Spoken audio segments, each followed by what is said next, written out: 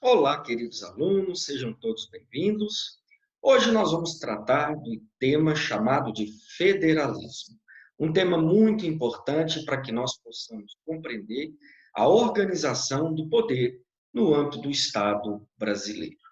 Conforme nós vimos nas aulas anteriores, até o final do século XVIII, início do século XIX, a humanidade conhecia praticamente apenas uma única forma de organização do poder do Estado, que era o chamado Estado unitário, caracterizado justamente por ser uma forma de organização e distribuição do poder estatal marcada pela concentração do poder, pela centralização do poder em um poder central.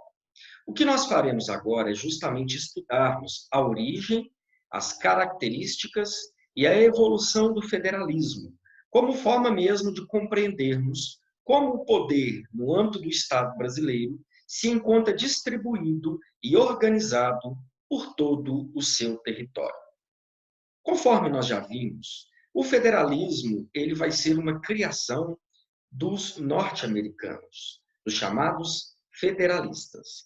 Logo após a independência dos Estados Unidos da América, nós vamos perceber que aquelas 13 colônias que ali se tornaram estados soberanos, elas vão ter uma grande preocupação em manter a sua independência e, ao mesmo tempo, se protegerem contra eventuais possibilidades e tentativas da metrópole Inglaterra em retomar o poder e devolvê-las à condição de colônias. Naquele primeiro momento, após a assinatura da Declaração de Virgínia, em 1776, aquelas 13 colônias, aqueles 13 novos estados independentes, eles tiveram uma preocupação em criarem uma confederação de estados. Eles se reuniram e traçaram entre si um tratado que deu origem a uma confederação dos estados norte-americanos. Obviamente que os objetivos desta confederação eram justamente motivos econômicos, os objetivos eram econômicos, bélicos e de desenvolvimento econômico. Ocorre que após a declaração de independência, entre 1776 e 1787, um grupo de pensadores, um grupo de políticos, vai começar a desenhar aquilo que seria a Constituição dos Estados Unidos da América. E uma das grandes preocupações daqueles federalistas, daqueles pensadores, daqueles políticos, era como organizar e distribuir o poder do Estado no âmbito de um Estado caracterizado por sua grande dimensão territorial e, provavelmente, mais tempos depois, em consideração a possibilidade de que os Estados Unidos da América viriam a ter uma elevada densidade populacional. Então, eles perceberam que a forma de Estado unitário não seria uma forma adequada para atender às peculiaridades e às necessidades daquele novo Estado criado. Então, eles se preocuparam em desenhar uma nova forma de organização e distribuição do poder estatal pelo território do Estado americano. E esta criação ficou conhecida como federalismo. Eles deram origem, a partir do advento da Constituição de 1787, ao primeiro Estado federal existente no mundo. Os norte-americanos, eles se preocuparam muito em assegurar a chamada descentralização político-administrativa. Eles pensaram em como organizar e distribuir o poder do Estado por todo o território continental dos Estados Unidos da América. Eles tiveram uma grande preocupação em garantir a descentralização político-administrativa. E isso foi possível através da criação da figura dos Estados-membros, unidades parciais de poder, às quais foi reconhecida autonomia e competências no âmbito da Constituição norte-americana. Mas vamos antes fazer uma pequena análise. Qual era o contexto histórico no qual surgiu o federalismo? Nós tínhamos ali, portanto, 13 colônias independentes, colônias que tinham características completamente distintas umas das outras. Basta nós lembrarmos, colônias do norte eram, eram abolicionistas e industrializadas, diferentemente das colônias do sul, que eram ruralistas e escravagistas ou escravocratas. E naquele momento de criação dos Estados Unidos da América, era necessário que, ao mesmo tempo, eu tivesse um Estado forte, um Estado que fosse unido em torno de um objetivo comum, mas, ao mesmo tempo, eu precisava de uma forma de organização do poder do Estado que fosse capaz de reconhecer e, ao mesmo tempo, tutelar e valorizar as diferenças existentes entre cada um daqueles estados, as diferenças existentes entre cada uma daquelas colônias recentemente independentes. Então, os federalistas pensaram que seria necessário, portanto, criar um Estado forte, um Estado federal, dotado de soberania, mas, ao mesmo tempo, reconhecer os Estados-membros como unidades divisionárias do poder do Estado federal, atribuindo-lhes autonomia federativa, um elevado grau de autonomia e uma série de competências para que eles pudessem, no âmbito dos seus territórios, estabelecer as normas jurídicas vigentes e fixar a sua jurisdição. Essa ideia do federalismo norte-americano, ela foi tão atrativa e tão consentânea e tão adequada às características de estados de grandes dimensões territoriais e de elevadas densidades populacionais, que, se nós fizermos um estudo hoje, os estados com maiores dimensões territoriais no mundo, a quase totalidade deles, optou pela forma federativa de estado. Pensemos, por exemplo, no Canadá, pensemos nos próprios Estados Unidos da América, no Brasil, na Índia, não é? Há vários países de grande dimensão territorial, portanto, que a partir de 1787 elegeram a forma federativa, o Estado federal, como a forma mais adequada para organizarem e distribuírem o poder do Estado em seu território. A pequena exceçãozinha que nós temos, mas que mostra a importância do federalismo, é que a Alemanha, mesmo tendo uma pequena dimensão territorial, influenciada pelo constitucionalismo norte-americano, até hoje se organiza sob a forma de um Estado federal. A questão toda é o seguinte, professor, mas o que efetivamente é o federalismo? O federalismo, a palavra federalismo vem da palavra latina foedus, que significa aliança, significa pacto, significa acordo. O federalismo, portanto, ele tem sua origem na ideia de que eu teria estados independentes e soberanos, que em um determinado momento eles vão abdicar da sua soberania em prol de um estado único, de um estado federal, dotado de soberania. E estes estados-membros, eles vão permanecer apenas sendo titulares de uma autonomia federativa. Com essa forma de organização do poder estatal, eu vou então permitir que os Estados-membros tenham autonomia e tenham competências que lhes são reconhecidas pela própria Constituição, para que eles possam conduzir a sua vida política, para que eles possam legislar, para que eles possam administrar e gerir os seus interesses. Então, essa é a perspectiva do federalismo. Obviamente que, a partir do momento em que o federalismo norte-americano é criado, ele passa a ser inspiração e passa a ser copiado, como eu disse, por diversos estados. Alguns estados do mundo, como, por exemplo, o Brasil, quando perceberam que o federalismo era uma forma adequada e muito exitosa de organização do poder estatal no âmbito do território de um estado, o Estado brasileiro resolveu, portanto, se tornar um Estado federal.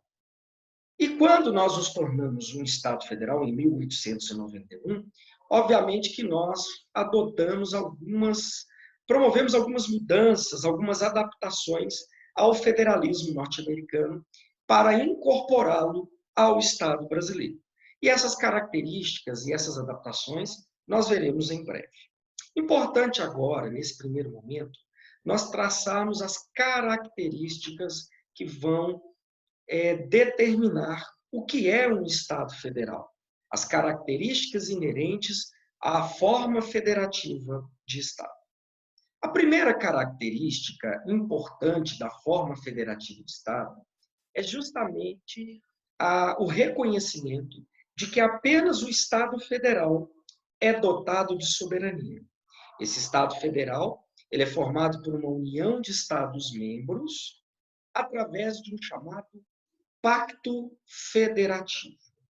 A primeira característica, portanto, inerente ao federalismo é que ele é uma forma de organização do poder estatal caracterizada pela descentralização político-administrativa.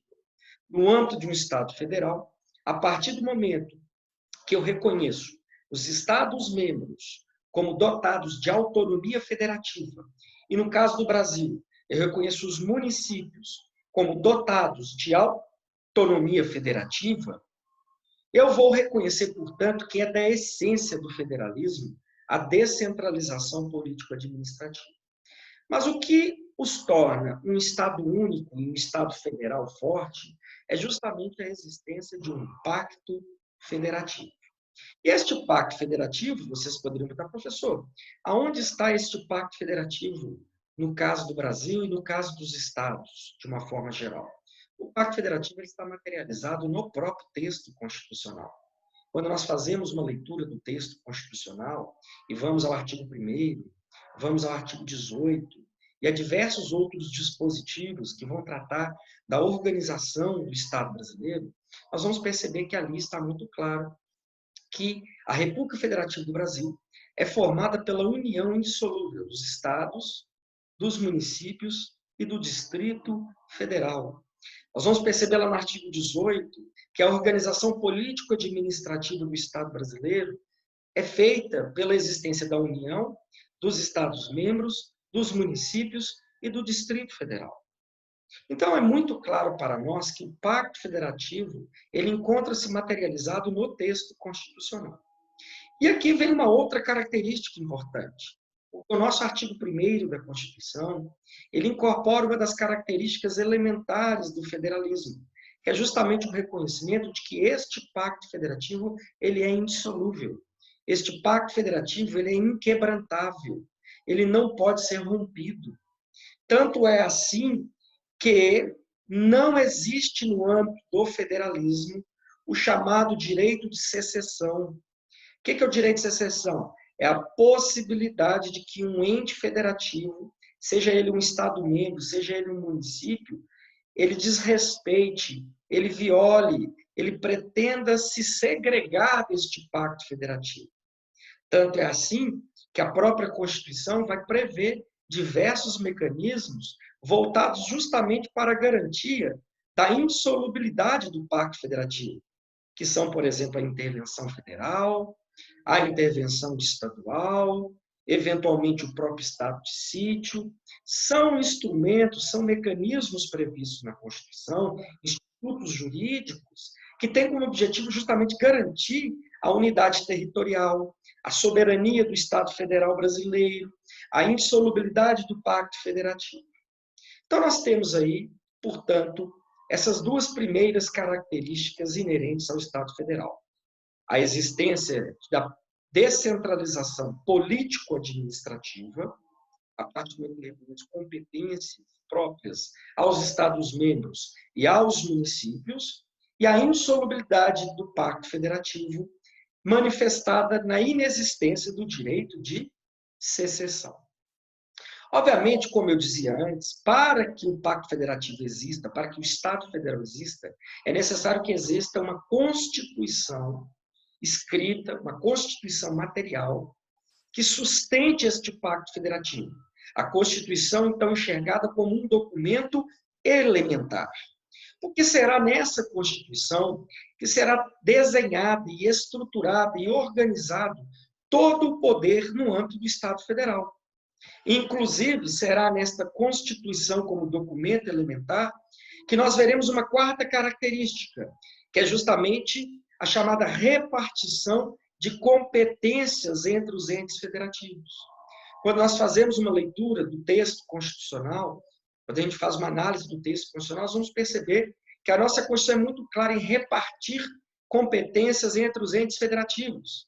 Nos seus artigos 21, 22, 23, 24, 30, o nosso texto constitucional vai dizer o que compete a cada um dos entes federativos, o que compete aos Estados-membros, o que compete aos municípios, tanto sob a perspectiva das competências legislativas, quanto sob a perspectiva das competências administrativas, sem falar nas competências tributárias, que vão estar previstas lá no artigo 153, 155 e 156 da Constituição. Agora, qual é a grande importância disso? Veja bem, se nós partirmos do pressuposto que nós temos um Estado federal que é dotado de soberania, mas que na sua estruturação, na organização do seu poder, eu tenho entes federativos dotados de autonomia, eu vou reconhecer que, então, eu tenho dentro de um mesmo Estado uma multiplicitude de centros de poder. O poder federal, o poder estadual e o poder municipal. Agora, se eu tenho, convivendo dentro de um mesmo território, vários centros de poder, é indispensável que existisse, portanto, na Constituição, uma repartição de competências entre eles. Que a Constituição diga de forma muito clara o que compete a cada um dos entes federativos, o que compete à União, o que compete aos Estados-membros e o que compete aos municípios, de forma a evitar uma sobreposição de atuações, de forma a evitar um conflito entre esses entes federativos e garantir que a Constituição será cumprida e que os objetivos maiores traçados para o Estado federal serão os objetivos a serem perseguidos por todos os entes federativos. Desta forma, quanto mais claro, quanto mais objetiva, quanto mais precisa for a repartição de competências em um texto constitucional, menor é a chance que existam conflitos entre os entes federativos. Menor é a chance de que eles se sobreponham em suas competências. E maior é a probabilidade de que os objetivos maiores traçados pelo Estado Federal sejam efetivamente cumpridos. Aí a importância de que as constituições, quando repartem competências constitucionais, elas têm que ser claras, elas têm que ser objetivas. Obviamente que cada Estado, ao elaborar a sua Constituição, vai estabelecer sistemas, formas de repartir competências distintas. Em uma breve análise aqui, diria a vocês o seguinte: se nós compararmos o constitucionalismo norte-americano com o constitucionalismo brasileiro, nós vamos perceber que, diferentemente do constitucionalismo americano, em que a maioria das competências foi atribuída aos Estados-membros, aos quais foi reconhecido um elevado grau de autonomia federativa, restringindo-se à União os assuntos de interesse mais amplo, de interesse nacional, como proteção, como finanças, como defesa. No caso do Estado brasileiro, nós vamos ver um movimento completamente inverso.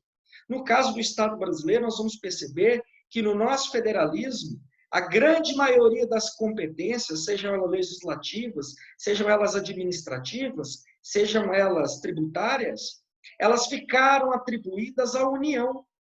E aos Estados-membros ficaram atribuídas as chamadas competências legislativas remanescentes. Ou seja, apenas aquilo que sobrou, aquilo que foi residual.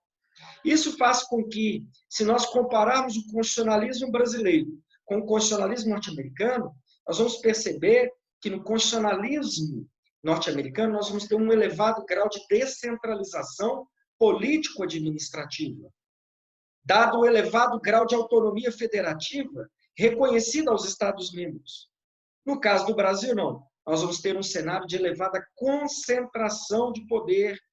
A maior parte dos poderes está concentrada nas mãos da União, porque o nosso constituinte originário, ao elaborar o nosso texto constitucional, optou por adotar uma técnica de repartição de competências extremamente concentradora, extremamente centralizadora, que atribuiu aos Estados-membros, aos municípios, pequenas parcelas de competência, o que faz, de certa forma, e isso pode ser objeto de uma nova discussão, que os municípios e estados fiquem muito dependentes da União, e que, inclusive, isso é objeto de inúmeras críticas.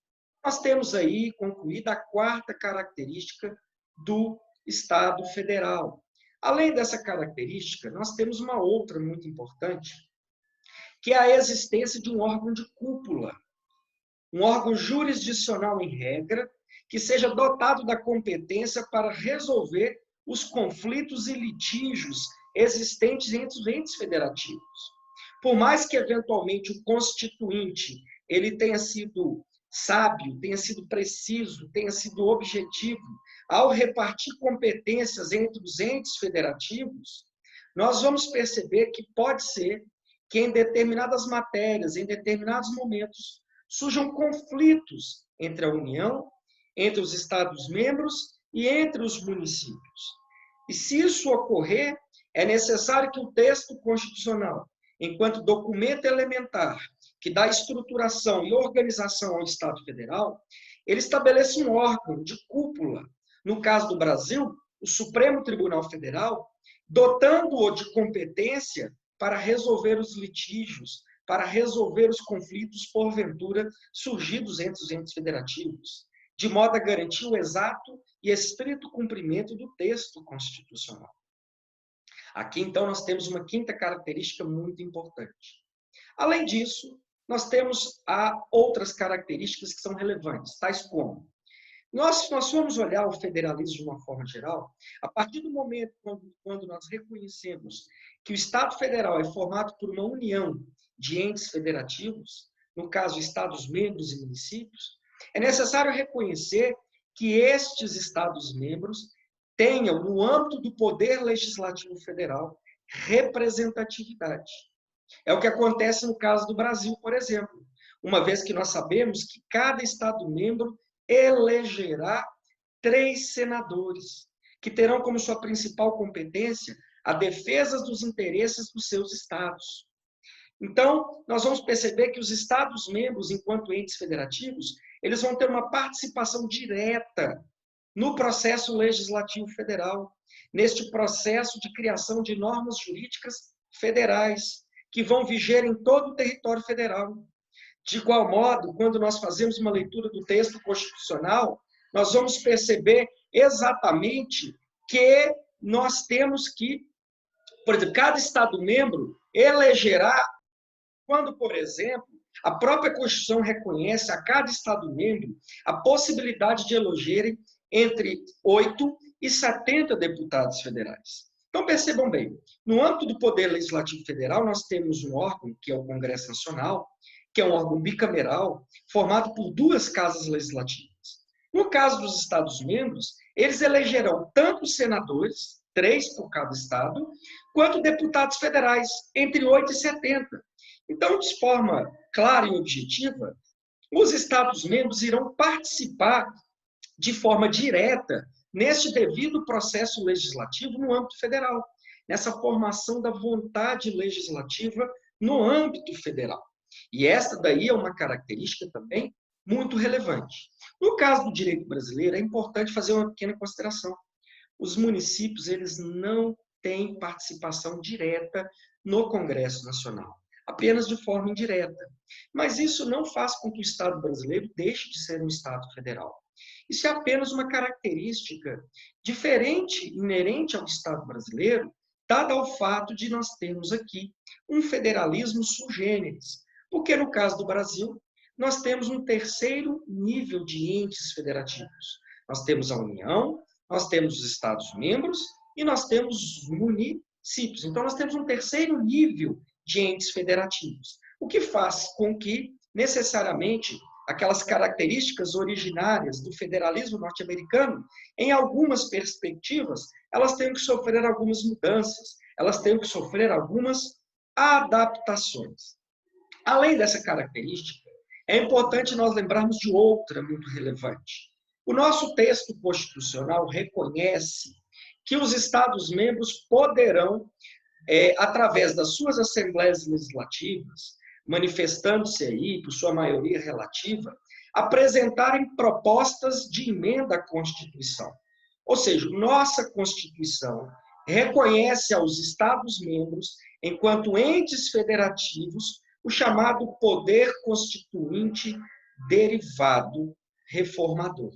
Ou seja, se nós tivermos mais da metade das assembleias legislativas dos Estados-membros apresentando uma proposta de emenda à Constituição, é possível que, pela união dos Estados-membros, eu apresente, portanto, uma mudança ao texto constitucional. Eu promova reformas na Constituição. E aí nós temos uma característica também muito importante, que mostra que os Estados-membros, eles fazem parte deste todo. Eles compõem este Estado federal, tanto é que é dado a eles a possibilidade de promover alterações no documento elementar, no texto constitucional que dá origem e estruturação ao próprio federalismo. Além disso, pessoal, nós temos aqui como características importantes, né, a existência da chamada possibilidade de intervenção. Eu vinha dizendo para vocês que, como o federalismo é marcado pela descentralização político-administrativa, e o pacto que estrutura a existência do federalismo é um pacto indissolúvel, é necessário nós enxergarmos que o texto constitucional prevê o instituto da intervenção, seja ela intervenção federal, seja ela intervenção estadual, como um importante instituto jurídico destinado a garantir a integridade do pacto federativo, a indissolubilidade do pacto federativo, a unidade territorial do Estado brasileiro. Então, a existência do Instituto da Intervenção é de extrema importância, justamente porque vai ser um instituto que vai ser utilizado, em muitas das vezes, para garantir esta insolubilidade do Pacto Federativo, para garantir essa inquebrantabilidade do Pacto Federativo. É importante observar que, no caso do direito brasileiro, nós ainda temos uma outra questão. Como nós temos um terceiro nível de entes federativos, diferentemente do federalismo norte-americano, em que há a previsão apenas da intervenção federal, no caso do federalismo brasileiro, nós temos a possibilidade das chamadas intervenções estaduais, que é a possibilidade dos Estados-membros intervirem nos seus municípios como forma de garantir o respeito e a observância ao texto constitucional. Então, vejam bem, além de todas essas características, nós temos uma última característica que é muito importante. O nosso pacto federativo, em que pese ser indissolúvel, em que pese ser inquebrantável, em que pese não poder ser rompido, a nossa Constituição vai estabelecer, no seu artigo 18, a possibilidade de que esse pacto federativo, de que esta organização político-administrativa no âmbito do Estado brasileiro, ela passe por mudanças, quando prevê a possibilidade de que sejam criados novos entes federativos. No caso do Estado brasileiro, há a previsão da possibilidade de criação de novos Estados-membros, mas também há a previsão da possibilidade da criação de novos municípios. Então, esse é o reconhecimento pelo Constituinte originário de que, em que pese o Pacto Federativo ser indissolúvel, em que pese ele ser inquebrantável, ele pode estar e ele é suscetível a mudanças, ele é suscetível a alterações. Obviamente, desde que observados, né, as normas constitucionais, as condições e limites trazidos pelo artigo 18, parágrafo 3º, e pelo artigo 18, parágrafo 4º. Então, feitas essas considerações, o que é importante nós notarmos?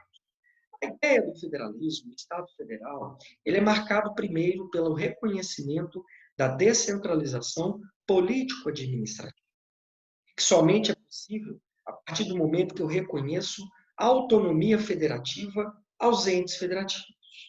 Mas é importante lembrar que este pacto federativo ele é indissolúvel e que o texto constitucional irá prever diversos dispositivos, diversos institutos jurídicos voltados justamente para a proteção do Pacto Federativo, que está esculpido e materializado no próprio texto constitucional. Da mesma forma, se eu paro do pressuposto que o Estado Federal é formado por uma união de Estados-membros, por uma união de entes federativos, é necessário que esses entes federativos eles tenham voz, eles possam participar do processo legislativo federal, eles possam propor, apresentar propostas de emenda à Constituição, eles possam ter representatividade nos órgãos legislativos federais. Então, este é o desenho do federalismo e estas são as principais características que lhe dão tom, que lhe dão cor, que lhe dão estrutura. Agora que nós vimos as características do federalismo, é importante que nós tratemos dos princípios que vão orientar um Estado federal. Os princípios que vão dar base, que vão dar estrutura e fundamento à existência de um Estado federal. O primeiro dos princípios é o princípio da insolubilidade do Pacto Federativo. Esse princípio indica, portanto, que essa união, que este Pacto Federativo, materializado no texto constitucional, ele não pode ser violado, ele não pode ser desrespeitado, ele não pode ser quebrantado. Isso é facilmente perceptível quando nós vemos, por exemplo, que se um Estado-membro ou um município tentar se segregar da estrutura federativa do Estado brasileiro, vai surgir a possibilidade que a União ou que os Estados-membros intervenham nos municípios. A União intervirá nos Estados-membros e os Estados-membros, por sua vez, poderão intervir nos municípios. Da mesma forma, se os entes federativos descumprem normas básicas da Constituição da República, como repasse de receitas tributárias obrigatórias, descumpram princípios constitucionais consolidados, existe a possibilidade de que haja uma intervenção, de que haja adoção de medidas drásticas para se garantir o cumprimento do Pacto Federativo. Então, nós temos aí o nosso primeiro princípio, o princípio da indissolubilidade do Pacto Federativo. O segundo princípio previsto no nosso, na verdade, previsto na nossa Constituição, que é base da estrutura federativa do Estado, é o princípio da autonomia federativa. Para que o federalismo possa efetivamente existir, é necessário que eu reconheça que os entes federativos são dotados de autonomia federativa. E esse reconhecimento dessa autonomia ocorre a partir do momento em que o próprio texto constitucional atribui a cada ente federativo, seja os Estados-membros, seja os municípios, reconhece a ele competências. Competências legislativas para editarem suas normas jurídicas, gerais, abstratas e imperativas, competências administrativas para poderem gerir os seus interesses, dar executoriedade às leis vigentes, elaborarem suas políticas públicas e suas ações de governo, e, além disso, competências tributárias, que vão permitir-lhes serem dotados de recursos próprios e suficientes ao cumprimento das suas competências constitucionais. Então, a autonomia federativa é algo inerente à estrutura do Estado federal. O Estado federal só existe a partir do momento que eu tenho entes federativos dotados de autonomia federativa, mas vinculados a um Estado federal soberano. Um Estado que os representará nas relações jurídicas externas. Um Estado que consolidará a chamada soberania estatal. Agora, obviamente que para que seja possível reconhecer autonomia federativa aos entes federativos, a nossa doutrina costuma dizer que 4 são os principais atributos da autonomia federativa. A capacidade de auto-organização, a auto-administração, a capacidade de auto-legislação e a capacidade de autogoverno.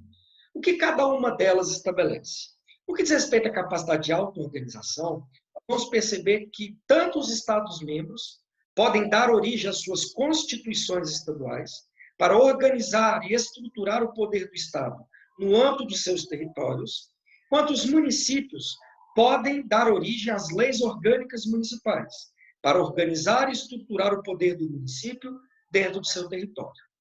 Tanto os Estados-membros quanto os municípios, obviamente, ao elaborarem suas constituições estaduais e ao elaborarem suas leis orgânicas municipais, eles estão adstritos, eles têm que guardar observância aos preceitos e às normas constitucionais, sob pena das constituições estaduais e sob pena das leis orgânicas municipais, padecerem de vícios de inconstitucionalidade.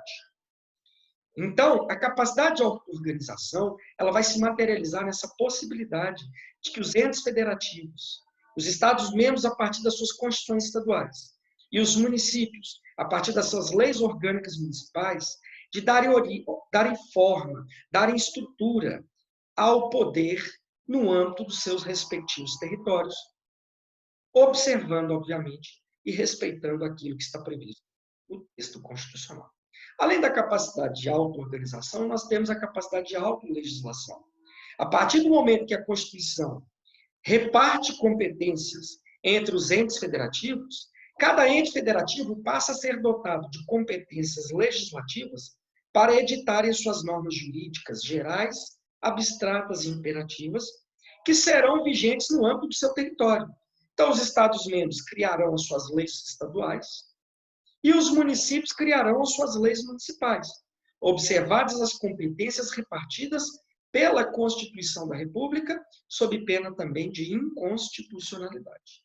Então, cada ente federativo é dotado do atributo de elaborar, através do devido processo legislativo, as normas jurídicas gerais, abstratas e imperativas que vigerão dentro do seu território, observadas as competências repartidas pela Constituição da República Federativa do Brasil. Além da capacidade de auto-organização e a capacidade de auto-legislação, nós ainda temos a capacidade de auto-administração. Cada ente federativo é dotado de autonomia para administrar a sua estrutura administrativa, para contratar os seus servidores, para adquirir serviços e produtos. Cada ente federativo, na sua capacidade de auto-administração, irá gerir e administrar os seus bens, irá gerir e administrar os seus interesses. Portanto, essa é uma ideia de que, no âmbito de um Estado federal, cada ente federativo vai ter essa capacidade, essa autonomia de auto-administração de acordo com as suas peculiaridades, de acordo com as suas especificidades. E, por fim, nós temos o último atributo, que é o atributo da capacidade de autogoverno. Cada ente federativo, seja ele os Estados-membros, sejam eles os municípios, elegerão seus governantes, elegerão governadores estaduais, elegerão prefeitos municipais, serão responsáveis por conduzir as políticas públicas, as ações de governo no âmbito dos seus respectivos territórios. Cada governador, cada prefeito, no âmbito das competências que lhes são permitidas pela Constituição da República, poderão elaborar, então, suas ações governamentais, estabelecer suas políticas de governo, num reconhecimento da sua autonomia federativa. Portanto, quando a gente fala do princípio da autonomia, nós vamos reconhecer, portanto, 4 atributos: capacidade de auto-organização, auto-legislação, auto-administração e autogoverno. Visto, então, os atributos da autonomia federativa, nós passamos ao terceiro princípio que vai orientar o Estado federal, que é o chamado princípio da participação, que nós vimos aqui, que é a capacidade reconhecida aos entes federativos para participarem de forma direta ou indireta do processo de tomada de decisões no âmbito federal, do processo de formação da vontade política do Estado federal, a partir do momento que eu reconheço que deputados e senadores participarão do devido processo legislativo no âmbito federal. Eles irão participar do processo de elaboração de normas jurídicas federais, que irão viger dentro de todo o território brasileiro, Então, essa capacidade de participação é que dá coesão ao Estado federal, a partir do momento que eu vou reconhecer que os entes federativos fazem parte de um todo. Obviamente, destaquei a vocês que os municípios não vão participar de forma direta deste processo de elaboração de normas jurídicas federais, que eles não participarão de forma direta deste processo de tomada de decisões no âmbito federal, mas de forma indireta, com certeza, participarão, dada a importância que os municípios adquiriram na estrutura do federalismo brasileiro. Hoje, se nós fizermos uma análise, grande parte das demandas, grande parte das políticas públicas no Estado brasileiro, elas são concretizadas no âmbito dos municípios, o que mostra o poder dos municípios dentro da organização e da estrutura político-administrativa do Estado brasileiro. E, por fim, nós vamos concluir dizendo, portanto, que quando nós fazemos uma análise do Estado federal, vamos perceber que o federalismo, portanto, é uma criação recente da história do constitucionalismo. Ele vai surgir junto com a primeira Constituição escrita, que é a Constituição norte-americana de 1787. A partir daí, vários estados se espelharam neste modelo de organização político-administrativa do Estado e passaram a incorporar a seus textos constitucionais todas essas características, toda essa principiologia que nós tratamos. No caso do federalismo brasileiro, nós percebemos que ele tem algumas peculiaridades. Algumas das características que são inerentes e originariamente pertencentes ao Estado Federal norte-americano sofreram pequenas alterações. A partir do momento que no Estado Federal brasileiro nós temos a presença dos municípios, enquanto terceiro nível, ou terceiro grau de entes federativos. A grande questão que nós podemos perceber é que para que o Estado Federal ele possa ser exitoso, para que o Estado Federal possa cumprir com suas missões, objetivos e competências constitucionais, é necessário que esses entes federativos eles se enxerguem como uma parte integrante do todo, que eles percebam essa insolubilidade do pacto federativo, mas que, ao mesmo tempo, a União coordene a atuação desses entes federativos, sem, obviamente, interferir na sua autonomia, mas enquanto ente, a União enquanto representante da soberania do Estado Federal brasileiro. Então, essas são as considerações que eu gostaria de trazer a vocês. Espero que vocês tenham gostado. Bons estudos e boas reflexões. Obrigado.